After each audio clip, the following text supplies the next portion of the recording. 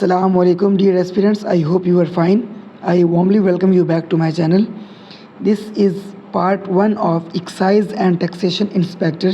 ये जो हम पेपर डिस्कस करने जा रहे हैं, इससे पहले भी एक्साइज एंड टैक्सेशन इंस्पेक्टर का पेपर हमने डिस्कस किया है, लेकिन वो पेपर था तो एक्साइज एंड टैक्सेशन इंस्पेक्टर का ही, लेकिन वो लाहौर, गुजरांवाला, मुल्तान, बहावलपुर, डीजी खान और गुजरात के डिस्ट्रिक्ट्स के लिए लिया गया था। ये जो पेपर हम अभी स्टार्ट करने लगे हैं, ये लिया गया था सरगोदा, साहिवाल, रावलपिंडी और फैसलाबाद के लिए। So these 2 papers are different papers ना। तो फिर स्टार्ट करते हैं। Question number 1 is Pakistan recognized North Korea, East Germany and Cambodia during the reign of option A Zulfikar Ali Bhutto, option B Liaquat Ali Khan, option C Shaukat Aziz and option D Benazir Bhutto. तो इसका करेक्ट आंसर हमारे पास बनता है ऑप्शन ए। जुल्फ़िकार अली भुट्टो के दौर में पाकिस्तान ने नॉर्थ कोरिया, ईस्ट जर्मनी और कंबोडिया को रिकग्नाइज़ किया था। अब इसी क्वेश्चन में से अगला क्वेश्चन ये बनता है कि इन तीनों कंट्रीज़ को पाकिस्तान ने रिकग्नाइज़ कब किया। तो इस कब का आंसर है हमारे पास 1972। पाकिस्तान ने नॉर्थ कोरिया, ईस्ट जर्मनी और कंबोडिया को 1972 में तस्लीम किया। पाकिस्तान के जो प्रेसिडेंट जुल्फ़िकार अली भुट्टो साहब थे, एक्चुअली ये प्रेसिडेंट भी रहे पाकिस्तान के और प्राइम मिनिस्टर भी रहे पाकिस्तान के। ये उस वक्त 4th प्रेसिडेंट थे जब पाकिस्तान ने इन तीनों कंट्रीज़ को तस्लीम किया था 1972 में। पाकिस्तान के अगर हम प्रेसिडेंट्स की बात करते हैं, ये 4th हैं, तो फिर पहला कौन है? ये क्वेश्चन बहुत इंपॉर्टेंट है। पाकिस्तान के पहले प्रेसिडेंट सिकंदर मिर्ज़ा साहब थे और मज़े की बात ये है कि ये पाकिस्तान के पहले प्रेसिडेंट और आखिरी गवर्नर जनरल भी थे, क्योंकि 1956 में जब पाकिस्तान का पहला कॉन्स्टिट्यूशन आया तो गवर्नर जनरल का जो ओहदा था उसको प्रेसिडेंट में कन्वर्ट किया गया। तो ये सिकंदर मिर्ज़ा पाकिस्तान के पहले प्रेसिडेंट बने। कब बने? 1956 में। 1956 से लेकर 1958 तक ये पाकिस्तान के पहले प्रेसिडेंट रहे। और उसके बाद दूसरे प्रेसिडेंट बने अयूब खान साहब। अयूब खान 1958 से लेकर 1969 तक पाकिस्तान के प्रेसिडेंट रहे। ही सर्व्ड फॉर 2 कंसेक्यूटिव टर्म्स, पहली दफ़ा 58 से 62 तक और फिर 62 से 69 तक उन्होंने सर्व किया। तीसरे प्रेसिडेंट पाकिस्तान के याहिया खान साहब थे, जो 1969 से लेकर 1971 तक 1969 to 1971 as the president of Pakistan serve करते रहे। और उसके बाद हम जिनका तज़किरा कर रहे हैं जुल्फ़िकार अली भुट्टो साहब, वो 1971 से 1973 तक पाकिस्तान के चौथे प्रेसिडेंट के तौर पे सर्व करते रहे। ये बहुत इंपॉर्टेंट क्वेश्चन है। ये कई दफ़ा पूछा गया है कि पाकिस्तान के जो प्रेसिडेंट थे जुल्फ़िकार अली भुट्टो, वो किस नंबर पर थे? तो वो चौथे नंबर पर थे। और इसी टीन्योर के दौरान 1972 में पाकिस्तान ने इस सवाल में पूछे गए ममालिक को तस्लीम किया था। ठीक है। इसके बाद 1973 से लेकर 1977 तक, from 1973 to 1977, Zulfikar Ali Bhutto served as the 9th prime minister of Pakistan. बहुत इंपॉर्टेंट क्वेश्चन है। पाकिस्तान के चौथे प्रेसिडेंट के तौर पे उन्होंने सर्व किया जुल्फ़िकार भुट्टो ने 71 से 73 तक। 73 में ही उन्होंने पाकिस्तान का 1973 का कॉन्स्टिट्यूशन दिया, जो उनका बहुत बड़ा काम है, बहुत बड़ा काम है। और उसके अलावा 1972 में उनके टीन्योर में तीनों कंट्रीज़ को पाकिस्तान ने तस्लीम किया। इसके बाद वो पाकिस्तान के 9th प्राइम मिनिस्टर बनते हैं 1973 से लेकर 1977 तक। ये जितनी बातें हमने इस क्वेश्चन के साथ रिलेटेड डिस्कस की हैं, ये सारे बहुत इंपॉर्टेंट क्वेश्चन हैं, इनको लाजमन नोट कीजिएगा। Let's move to the next question. Question number 2, which among the following is a left bank tributary of the Indus river? Option A Zanskar, option B Gilgit, option C Shyok and option D Kabul. तो इसका correct answer है option A. हमारा Zanskar river जो है वो Indus river की left bank tributary है और बाकी जो तीनों दिए गए हैं option B, C and D, Gilgit, Shyok and Kabul, ये राइट बैंक ट्रिब्यूटरीज़ हैं। मैं आपके साथ शेयर कर देता हूँ लेफ़्ट बैंक और right bank tributaries Indus river की, आप इनको नोट कर लीजिए। जी, आप ये लेफ़्ट बैंक ट्रिब्यूटरीज़ के नेम्स नोट कर लीजिए। लेफ़्ट बैंक ट्रिब्यूटरीज़ जो हैं वो वाले दरिया हैं जो इंडस रिवर को लेफ़्ट साइड से ज्वाइन करते हैं, ठीक है। इनमें ज़ंस्कर है, सुरू है, झेलम रिवर है, चनाब रिवर है, रावी रिवर है, ब्यास एंड सतलुज।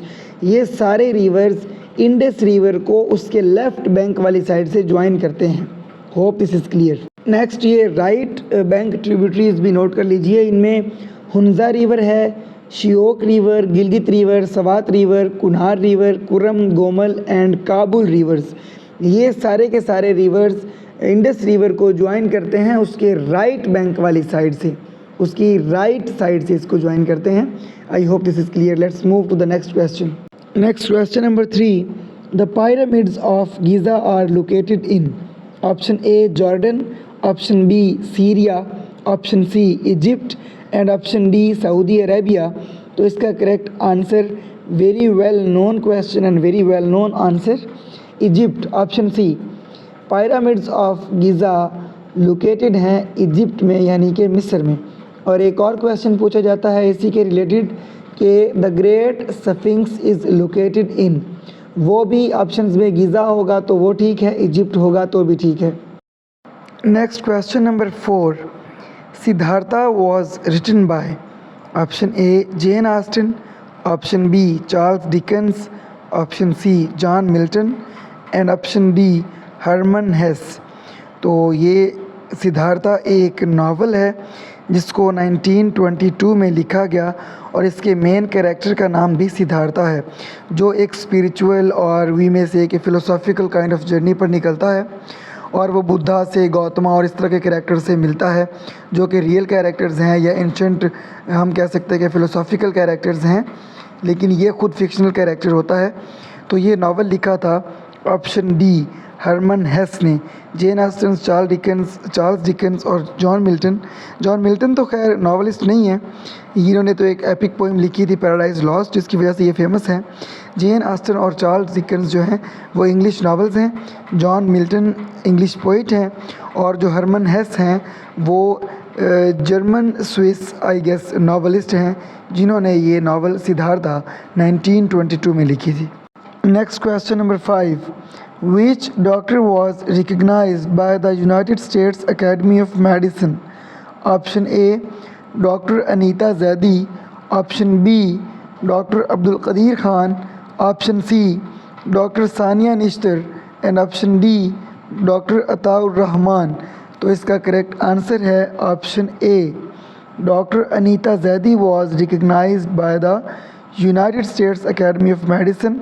ये एक बहुत बड़ा ऑनर है, बहुत बड़ा अवार्ड है United States academy of medicine का रिकग्नाइज़ करना।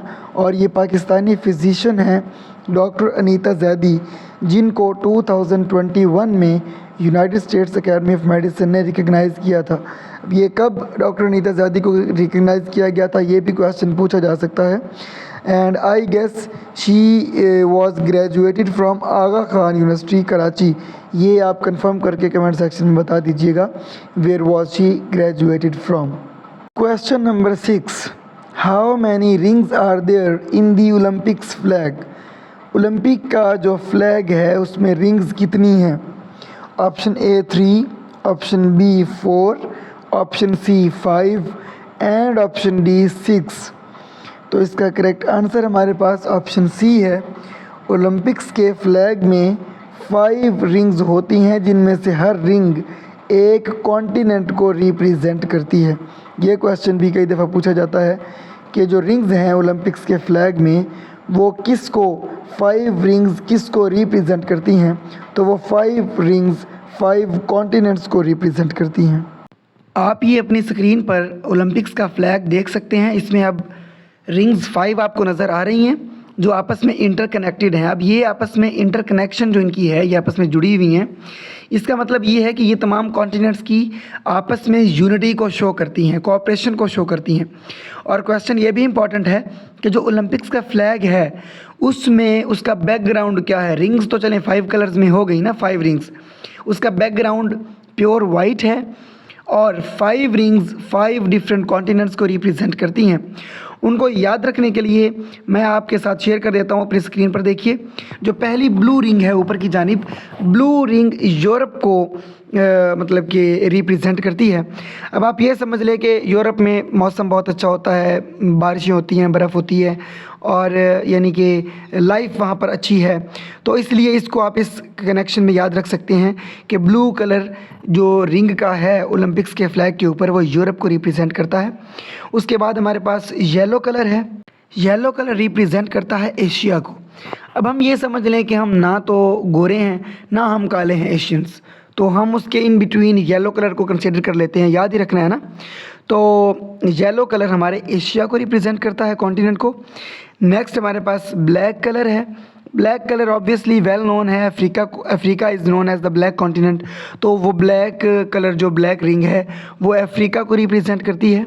देन हमारे पास रेड है ऊपर की जानिब, तो रेड किसका हो सकता है कलर? रेड ज़ाहिर है अमेरिका का ही हो सकता है, ठीक हो गया। और नीचे की जानिब ग्रीन कलर है, ग्रीन रिंग जो है ये रिप्रेजेंट करती है ओशनिया को। अब ओशनिया जो है वो आपके सारी जो आइलैंड नेशंस हैं, ये आपके नीचे की जानिब ना आपका ऑस्ट्रेलिया है, उसके साथ डिफरेंट ग्रुप्स ऑफ आइलैंड्स को इकट्ठा करके उन्हें नेम्स दिए गए हैं। उनमें माइक्रोनेशिया है, मैक्रोनेशिया है, पोलिनेशिया है, उन सारी जिनमें न्यूजीलैंड वगैरह भी शामिल हैं। तो वो सारे जो आइलैंड नेशंस हैं ना, उनको कलेक्टिवली नेम दिया गया है ओशनिया का। और ओशनिया को उसके समेत ऑस्ट्रेलिया समेत आपके जो रिंग रिप्रेजेंट करती है ओलंपिक्स के फ्लैग के ऊपर, वो ग्रीन है। इन सब को नोट कर लें अपने पास, इनमें से कोई भी क्वेश्चन पूछा जा सकता है। Question number 7, which mountain range separates Asia and Europe? Option A Ural या Ural mountain, option B Andes, option C Alps and option D great dividing. तो इसका करेक्ट आंसर है option A, Ural mountain range separates Asia and Europe. ये Asia और Europe की boundary पर है। और एक क्वेश्चन और नोट कर लें इसके हवाले से कि इसकी हाईएस्ट पीक कौन सी है, उरल माउंटेन की या यूरल इसको बोलेंगे। तो इसकी जो हाईएस्ट पीक है वो माउंट नारोदनाया है, NARODNAYA, माउंट नारोदनाया, या इसको गोरा नारोदनाया भी कहते हैं। बाकी जो हमारे पास ऑप्शन बी एंडीज़ है, तो वो साउथ अमेरिका की माउंटेन रेंज है। और जो एल्प्स माउंटेन रेंज है ऑप्शन सी में, वो यूरोप की माउंटेन रेंज है, ये भी नोट कर लीजिएगा। Next question number 8, JF-17 Thunder was included in which year?